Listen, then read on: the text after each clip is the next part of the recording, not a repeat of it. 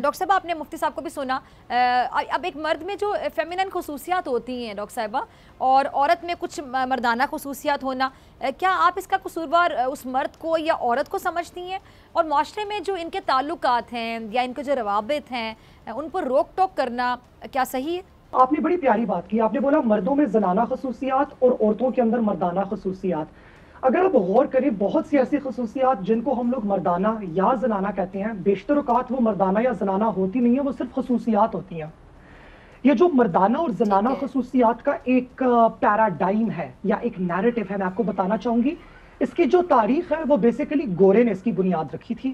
اور یہ ایک فریم ورک انہوں نے استعمال کیا تھا، ایک ریسسٹ فریم ورک انہوں نے استعمال کیا تھا 1800s کے اندر، جب وہ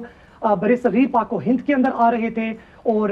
افریقہ کے مختلف بیشتر علاقوں میں جا کے وہاں پہ وہ قبضہ کر رہے تھے، تو انہوں نے کیونکہ خود کو یہ چیز جسٹیفائی کرنی تھی کہ جی ہم وائٹ لوگ، ہم گورے ان مجبور اور لاچار اور بے بس کالوں اور بھوروں کے اوپر آ کے قابض ہوئے ہیں، تو یہ ہمارا فرض ہے، یہ ہمارا حق ہے کہ ہم ادھر آئیں اور آ کے ہم ان لوگوں کو سیویلائز کریں، کیونکہ یہ تو اتنے جاہل ہیں کہ انہیں اپنے بارے میں کچھ پتہ ہی نہیں ہے۔ And one of the examples that they used was کہ ان کے مرد بڑے زنانہ ہوتے ہیں اور ان کی عورتیں بڑی مردانہ ہوتی ہیں۔ کیس ان پوائنٹ، ہمارے ہاں بیگم محل نے جنگ لڑی گورے کے خلاف، ہمارے ہاں جھانسی کی رانی نے جنگ لڑی، ہمارے ہاں بہادر شاہ ظفر جو ہمارے مغل آخری بادشاہ تھے وہ شاعری بھی کیا کرتے تھے۔ تو یعنی کہ یہ پوئٹری اور فنون لطیفہ اور جسے کہتے ہیں خوبصورتی کے ساتھ اور لطافت کے ساتھ اور حسن کے ساتھ اپنی بات چیت کرنا، یہ تمام چیزیں مردوں کے اندر برِ صغیر پاک و ہند میں موجود تھیں، اور ہماری عورت نہ ڈر تھی۔ یاد رکھیے کہ لاہور جیل کے اوپر اپنے دوپٹے سے پاکستان کا جھنڈا لہرانے والی فاطمہ صغرا تھیں، جنہوں نے پاکستان کا جھنڈا لہرانے سے پہلے یونین جیک برٹش فلیگ کو اتار کے پھاڑا تھا۔ سو ہماری عورت ہمیشہ جنگجو رہی ہے، اور برٹشرز کے ہاں یہ کانسیپٹ تھا کہ جی مرد وار کرنے کے لیے آئیں گے اور عورتیں جو ہیں وہ ٹرے کے اوپر چائے کی پیالی سے جا کے تو ان کی خدمت کریں گی، which is not really an Islamic thing or a Pakistani thing at all۔ تو یہ جو ایک نیریٹو دیا جاتا ہے کہ جی مرد اور عورت کے بیچ میں ڈفرینسیشن،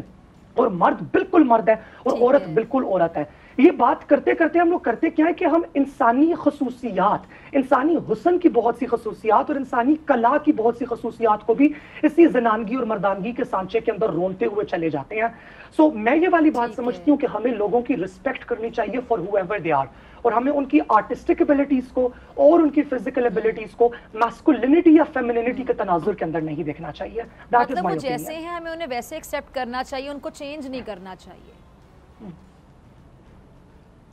جی بالکل، ہم یہ کہہ سکتے ہیں کہ جب ہم لوگ لوگوں کی خصوصیات کے لیے رسپیکٹ کریں گے، فار ایگزامپل ہم یہ نہ کہیں کہ اوکے ڈاکٹر موئز آپ پینٹنگ بہت اچھی کرتی ہیں، دیٹ از کیونکہ آپ فیمنن ہیں، یا ہم آپ کو بولیں کہ ڈاکٹر فضا آپ بہت اچھی، آپ کی قوت گفتار بہت اچھی اور آپ ڈبیٹنگ بہت اچھی کرتی ہیں، اس کا مطلب ہے کہ آپ کے اندر تھوڑا سا مرد رہتا ہے۔ آئی تھنک یہ بڑی آفینسو چیزیں ہیں۔ انسان کی خصوصیات ہوتی ہیں، اس میں زنانگی اور مردانگی کا اتنا رول نہیں ہوتا جتنا ہماری خدا کی دی ہوئی بلیسنگز کا دین ہوتا ہے۔ اچھا، مفتی صاحب پہ جانے سے پہلے، آپ کی طرف آنے سے پہلے ڈاکٹر صاحبہ آپ کے لیے ایک اور سوال ہے میرے ذہن میں۔ آپ نے اپنے ایک انٹرویو میں کہا تھا کہ مرد سب سے زیادہ انسیکیور مخلوق ہے اور اس کی مردانگی ہر وقت خطرے میں رہتی ہے، تو یہ آپ نے جو بات کہی تھی میں چاہتی ہوں ذرا اس کی وضاحت کیجئے گا کہ ظاہری بات ہے آپ کی ایک آبزرویشن ہوگی، آپ نے اتنی بڑی ایک رائے دی ہے، کیا سمجھ آیا آپ کو، کیا آپ نے آبزرو کیا جو آپ نے رائے دی، اور آپ کو پھر یہ جو انسیکیورٹی ہے اگر واقعی جو مرد کی مردانگی ہمیشہ خطرے میں رہتی ہے تو پھر اس کا کیا حل ہے، کیا سمجھ آتا ہے آپ کو یہ پورا معاملہ؟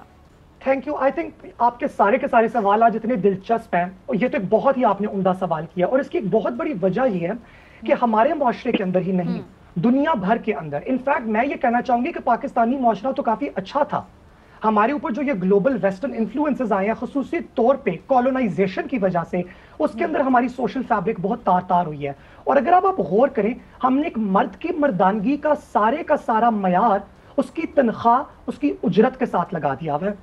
ہم لوگوں کو، لڑکوں کو ڈینائی کر دیتے ہیں رشتے، پروپوزلز، ایڈمیشنز، یہاں تک کہ جابز بھی۔ میں نے کراچی کے اندر نوٹس کیا کہ اتنے ٹیلنٹڈ لڑکوں کی سی ویز کو جابز کے لیے اٹھایا جاتا کیونکہ ان کا ایڈریس کلفٹن یا ڈیفینس نہیں تھا بلکہ جوہر یا گلشن تھا۔ I think that is very unfair, اور اس کی بہت بڑی وجہ ہے ہمارا یہ گلوبل سرمایہ دارانہ معاشرہ، جہاں پہ ہم کہتے ہیں کہ مرد کی ذمہ داری ہے روزی روٹی کما کے لانا، جو کہ بہت اچھی بات ہے، مگر اس کو یہی روزی روٹی کمانی ہے ایک ان ایکول 9 to 5 بروٹل کیپٹلسٹ معاشرے کے اندر، جو کہ کبھی اس کو برابری نہیں دیتا اور ایک جھوٹا خواب سناتا ہے کہ اگر تم نے بہت محنت کی تو تمہارے پاس گاڑی بھی ہوگی، بنگلہ بھی ہوگا، یہ بھی ہوگا، وہ بھی ہوگا۔ ایز اے ریزلٹ ہم نے اپنی پوری کی پوری جنریشن کے اندر لونگ فادرز، لونگ بردرز، لونگ سنز نہیں ریز کیے، بلکہ ہم نے کمپیٹیٹو مین ریز کیے ہیں who are constantly in a process of competing with each other and competing with their society۔ تو کمپٹیشن سے تو معاشرہ پروان نہیں چڑھتا، کمپٹیشن صرف مقابلے ہو سکتے ہیں۔ تو میرا یہ کہنا کہ مردانگی بہت انسیکیور ہے، میرے خیال سے اس میں مردوں کا قصور نہیں ہے، اس میں ہمارے معاشرے کے اندر آج کے دور میں، آج کے دن میں موجود مردانگی کی تعریف جس کا تعلق صرف اور صرف پیسے کے ساتھ، مقابلے کے ساتھ اور حصول کے ساتھ ہے، میں اس چیز کے بہت خلاف ہوں۔ اینڈ کلوز آف کرتے ہوئے مجھے یہ لگتا ہے کہ ہم لوگ کس طرح سے اس چیز کو بہتر بنا سکتے ہیں۔ بھوٹان ایک ایسا ملک ہے جو کہ واحد ملک ہے جس نے ان ماڈرنٹی کو ریجیکٹ کیا تھا اور وہ اپنی انڈیجنس ویلیوز کے ساتھ جڑا رہا، جس کے اندر ویمن کے پاس بھی پاور ہے، انوائرمنٹ کے پاس پاور ہے اور ایکولوجی کا بہت بڑا رول ہے۔ اس قسم کی جو چیزیں ہیں نا، ان سے انسانی معاشرہ دوبارہ اوپر جاتا ہے جب آپ پروگریس ڈاکٹر صاحب آپ نے بڑی اہم بات کی، آپ نے کہا کہ جو مرد کی انسیکیورٹی ہے، یہ جو آپ کی کرائے ہے مردوں کو لے کر، آپ نے کہا کہ اس کے ذمہ دار مرد نہیں ہے، اس کے قصوروار مرد نہیں، پورا معاشرہ ہے۔ سبسکرائب کریں اور بیل دبائیں تاکہ کوئی خبر رہ نہ جائے۔